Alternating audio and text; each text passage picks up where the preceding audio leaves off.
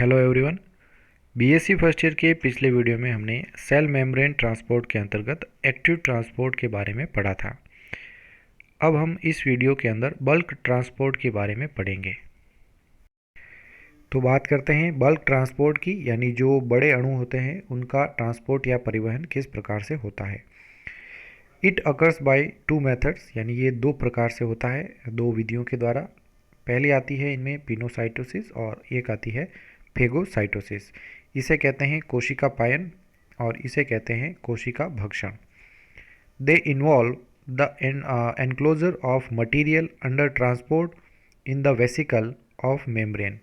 तो इस दोनों ही विधियों के अंदर एक ये मेथड कॉमन होती है कि जो मटेरियल होता है, चाहे वो द्रव हो या सॉलिड हो, अब ये जब ट्रांसपोर्ट के लिए इसे ले जाया जाता है तो ये वेसिकल्स यानी धानियों के अंदर जो है वो बंद होती है, जो कि मेम्ब्रेन यानी कि झिल्ली से बनी हुई धानियाँ या वेसिकल्स होती है। तो उनके अंदर बंद करके इनका ट्रांसपोर्ट यानी परिवहन किया जाता है कोशिका झिल्ली के द्वारा। The latter are therefore also called carrier vesicles. और ये जो ले जाने वाले वेसिकल्स या धानियाँ होती है, इन्हें कैरियर वेसिकल्स यानी वाहक धानियाँ भी कहा जाता है। The vesicles are formed in response to chemical stimuli. तो ये जो वेसिकल्स या धानियाँ बनती है, ये किसी रासायनिक उद्दीपन के रेस्पॉन्स में यानी उसकी प्रतिक्रिया के अंदर इस प्रकार की धानियों का निर्माण होता है। The inward transport by means of carrier vesicle is called endocytosis.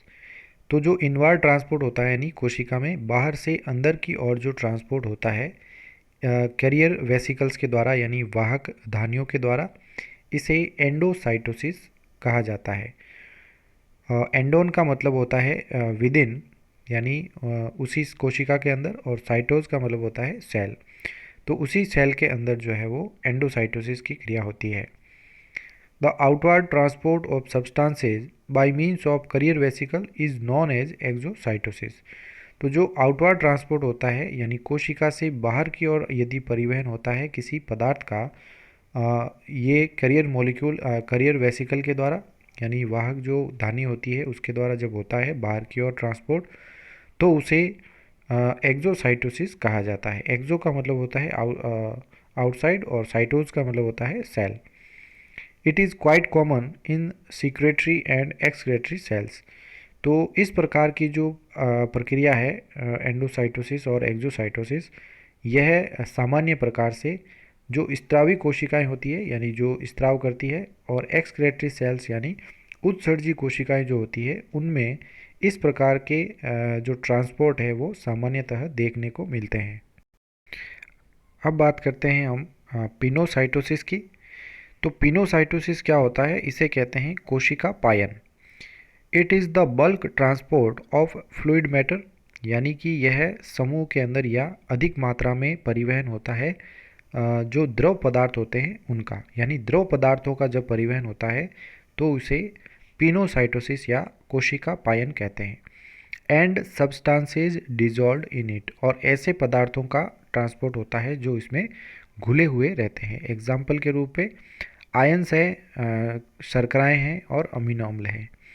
Across the cell membrane, यानी सेल मेम्ब्रेन से होते हुए इनमें ट्रांसपोर्ट या जो अभिगमन होता है वो इसके अंदर पाया जाता है। By forming minute detachable vesicles of 100 to 200 nanometre diameter. तो ये जो ट्रांसपोर्ट होता है इसके अंदर बहुत ही छोटी और डिटेचेबल यानी अलग होने वाली धानियाँ जो होती है, जो प्लाज्मा मेम्ब्रेन से अलग हो सकती है, तो ऐसी धानियों का निर्माण होता है जो 100 से 200 नैनोमीटर के डायामीटर की होती है। तो इस प्रकार के धानियों के अंदर यदि लिक्विड मैटर यानी फ्लूइड मैटर, यदि द्रव पदार्थ उपस्थित है और वह कोशिका के अंदर एंडोसाइटोसिस की क्रिया से आ रहा है, तो यह पिनोसाइटोसिस कहलाता है। Pinocytosis is also called cell drinking, यानी पिनोसाइटोसिस को सेल ड्रिंकिंग भी कहा जाता है, यानी कोशिका जो है वो पी रही है, तो सेल ड्रिंकिंग या कोशिका पायन इसे कहा जाता है। सॉल्यूट इनटेक में बी सेलेक्टिव और नॉन सेलेक्टिव। अब जो विलेय इसके अंदर आते हैं वो चयनात्मक भी हो सकते हैं और अचयनात्मक रूप से भी इसके अंदर प्रवेश कर सकते हैं पिनोसाइटोसिस के द्वारा। Selective solute intake occur through specific pits having receptor site। तो जो सेलेक्टिव सोल्यूट होते हैं, चयनात्मक जो विलेय होते हैं, इनका जो इनटेक या अंतर्गमन होता है ये स्पेसिफिक पिट्स के द्वारा होता है, यानी विशेष प्रकार के गर्त जो है पाए जाते हैं जहाँ पर इनमें ग्राही स्थल उपस्थित होते हैं और केवल वहीं से ये इस प्रकार के सिलेक्टिव सोल्यूट जो होते हैं वो प्लाज्मा मेम्ब्रेन से होते हुए वेसिकल्स के अंदर बंद होके कोशिका के अंदर की ओर आ सकते हैं। As soon as solute or ligand particles form complexes with receptor sites। तो जैसे ही सोल्यूट यानी जो विलेय पदार्थ हैं या जो लिगेंड पार्टिकल्स होते हैं, ये पार्टिकल्स जब कॉम्प्लेक्स यानी संकुल का निर्माण करते हैं रिसेप्टर साइट्स के साथ, प्लाज्मा मेम्ब्रेन इनवेजिनेट्स, यानी कि प्लाज्मा मेम्ब्रेन या प्लाज्मा झिल्ली होती है वो अंतर्वलित हो जाती है। यानी कि प्लाज्मा झिल्ली इस प्रकार से इनमें अंतर्वलित प्रकार से दिखाई देती है, यानी ये जो भी पदार्थ होगा वो इसके मध्य में होगा और ये अंतर्वलन जो होता है वो इसके अंदर पाया जाता है। The invagination deepens and gets pinched off as vesicle called pinosome. अब ये जो इनवेजिनेशन होता है वो और अधिक गहरा होता है और ये पिंच्ड ऑफ हो जाता है, यानी इस झिल्ली से यह टूट जाता है और ये वेसिकल आगे जाके इस प्रकार से गोल वेसिकल के रूप में हमें दिखाई देता है और इसे जो है पिनोसोम कहा जाता है। तो ऐसी वेसिकल जिसके अंदर लिक्विड पदार्थ उपस्थित है जो कि कोशिका के बाहर से जिसे प्राप्त किया गया था, अब इस वेसिकल को पिनोसोम कहा जाता है। The pinosome migrates towards the interior, यानी कि जो पिनोसोम का फॉर्मेशन या निर्माण जो होता है ये आगे माइग्रेट होता है अंदर की ओर, यानी कोशिका के अंदर की ओर जाता है। Where it liberates the material either in cytoplasm or a vacuole. और ये इसके साथ में ही जैसे ही इनके अंदर जो उपस्थित मटेरियल यानी जो तरल पदार्थ उपस्थित होता है, या तो वह इसे साइटोप्लाज्म के अंदर छोड़ते हैं या किसी वैक्यूल के अंदर जो है वो इसे छोड़ देते हैं। Lysosomes are required if digestion of solute is involve. तो यदि जो सोल्यूट होते हैं यानी जो विलेय पदार्थ जो उन्होंने जो कि पिनोसोम के अंदर होते हैं, यदि उनका डाइजेशन या पाचन यदि करना हो तो उसमें लाइसोसोम्स की आवश्यकता होती है। तो लाइसोसोम्स क्या करते हैं, उन सोल्यूट का डाइजेशन करते हैं। Pinocytosis is common quite common in cell lining the blood capillaries. तो ये जो पिनोसाइटोसिस की क्रिया होती है ये सामान्यतः सेल लाइनिंग पाई जाती है जो ब्लड कैपिलरीज यानी रक्त केशिकाओं के अंदर जो कोशिका की परत होती है उनमें ये पिनोसाइटोसिस की क्रिया सामान्यतः देखी जा सकती है। Macromolecules enter sales only through pinocytosis. तो जो बड़े आकार के लिक्विड अणु होते हैं वो कोशिका के अंदर केवल पिनोसाइटोसिस के द्वारा यानी कोशिका पायन के द्वारा ही कोशिका के अंदर प्रवेश कर सकते हैं। तो पिनोसाइटोसिस की क्रिया प्लाज्मा मेम्ब्रेन में इस प्रकार से होती है। जो फ्लूइड ड्रॉपलेट होती है वो इसके अंदर इस प्रकार से प्रवेश करती है। तो जैसे ही सेल इनवेजिनेट होती है ये इसके अंदर पैक होकर ये अलग हो जाते हैं और इसे जो है हम पिनोसोम कहते हैं। पिनोसोम के बीच में जो एनगल्फ्ड यानी निगला हुआ जो ड्रॉपलेट होता है या बूंद होती है यानी कि जो फ्लूइड होता है वो पाया जाता है। फिर उसके बाद में साइटोप्लाज्म के अंदर आके ये जो पिनोसोम होता है वो रप्चर हो जाता है यानी नष्ट हो जाता है और जो अंदर मटेरियल होता है वो इसके अंदर छोड़ दिया जाता है। फिर उसके बाद में यदि इसका पाचन होता है लाइसोसोम के द्वारा तो उसके बाद में जो एक्सक्रिएटरी पदार्थ होते हैं तो क्या करते हैं कि ये इसके अंदर की ओर इसे छोड़ दिया जाता है। वैक्यूल के अंदर लाके छोड़ सकते हैं यानी किसी जो रिक्तिका होती है उसके अंदर जो है वो लाके छोड़ा जा सकता है इनके द्वारा, पिनोसोम्स के द्वारा। तो दोनों ही कार्य जो है वो इसमें हो सकते हैं, या तो साइटोप्लाज्म में इसको छोड़ दिया जाता है या इसे वैक्यूल के अंदर लाकर छोड़ दिया जाता है। इसके बाद आता है फेगोसाइटोसिस यानी कोशिका भक्षण। It is also called cell eating. यानी इसे कोशिका खा रही है, यह भी हम कह सकते हैं, यानी सेल ईटिंग प्रोसेस होती है। Phagocytosis is the transport of solid matter like food, foreign particles, pathogens, etc. across the membrane by forming detachable vesicles. तो फेगोसाइटोसिस या कोशिका भक्षण की जो क्रिया है ये ट्रांसपोर्ट करती है ठोस अणुओं का, जैसे भोजन के अणु या फॉरेन पार्टिकल यानी कोशिका से बाहर के जो उपस्थित ठोस कण होते हैं उनका, या पैथोजेंस का यानी कि जो रोगाणु होते हैं उनका ट्रांसपोर्ट करती है अक्रॉस द मेम्ब्रेन यानी मेम्ब्रेन से होते हुए, और इसके अंदर भी इस प्रकार के डिटैचेबल वेसिकल्स का निर्माण होता है। These vesicles are called phagosomes. तो ऐसे वेसिकल जिनके अंदर ठोस पदार्थ उपस्थित होता है उन्हें फेगोसोम्स कहा जाता है। They are found by invagination of plasma membrane in the region of solid particles.